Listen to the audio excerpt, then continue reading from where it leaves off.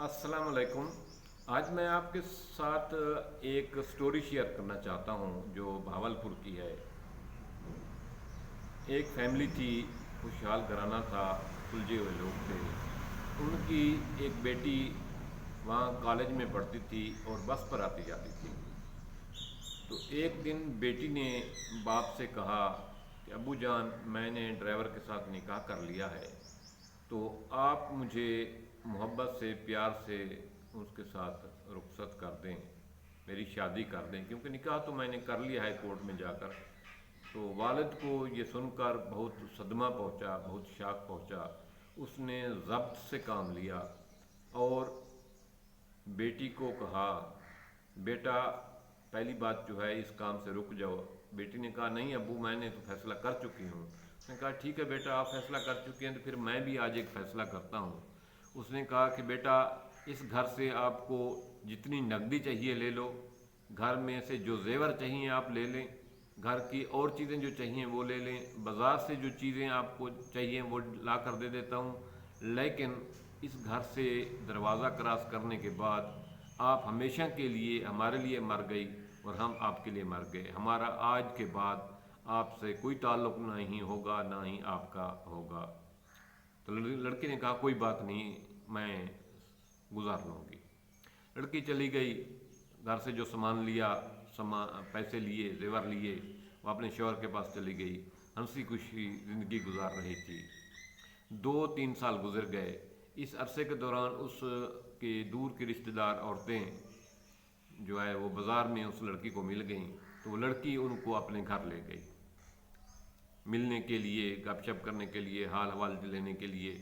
लड़की जब घर गई तो घर वालों ने देखा कि उनका घर अच्छा खासा ठाट बाट का था।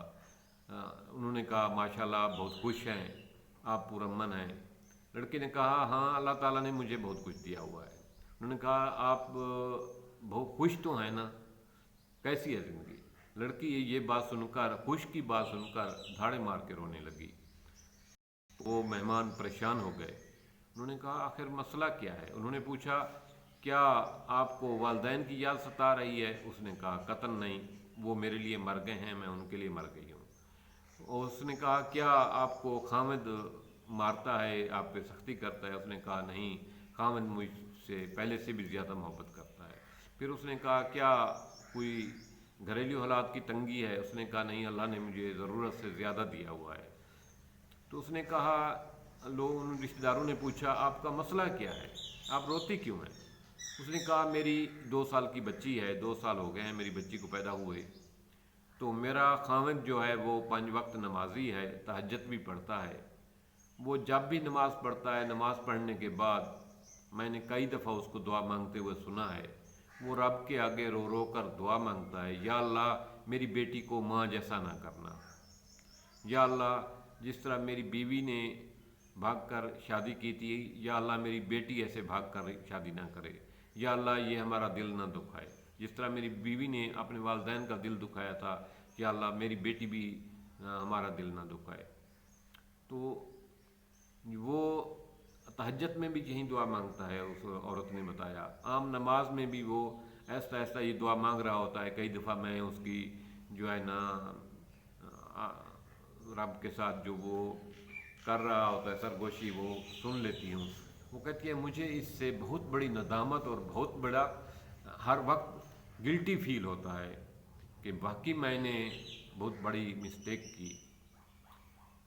बाकी हमारी बेटी अगर ऐसा करे तो हमारे लिए मर जाने का मकाम होगा, इंतहाई तकलीफ दह मकाम होगा।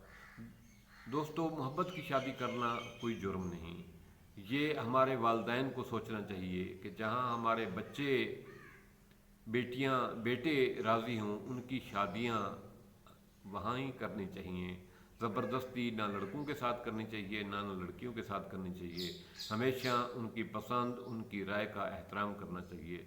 लेकिन इस नौइयत के मामलात वालदैन के लिए बहुत तकलीफ देह हैं। अगर ऐसा कोई करके जाता है तो उसके यहाँ औलाद हो तो उसके औलाद भी ऐसा करे तो उसको बहुत तकलीफ़ होगी। लिहाजा ऐसे दोस्त जो वालदैन बन चुके हैं وہ اپنے بچوں کی پرورش پر توجہ دیں۔ وہ لوگ جو والدین بننے جا رہے ہیں وہ بھی یہ بات سوچ لیں کہ ہماری چھوٹی سی غلطی ہمارے بچوں کے لیے کل کو ہمارے لیے کتنی بڑی پشیمانی کا باعث ہوگی۔ وہ جو ابھی اس عمر میں ہیں کہ وہ شادی ہونی ہے، ان کو بھی یہ لیسن ہے، سبق ہے، اس کہانی سے ضرور سبق سیکھیں۔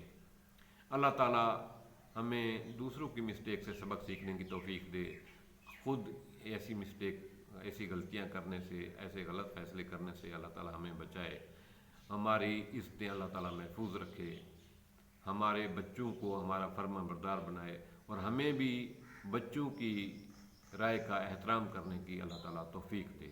آمین۔ السلام علیکم۔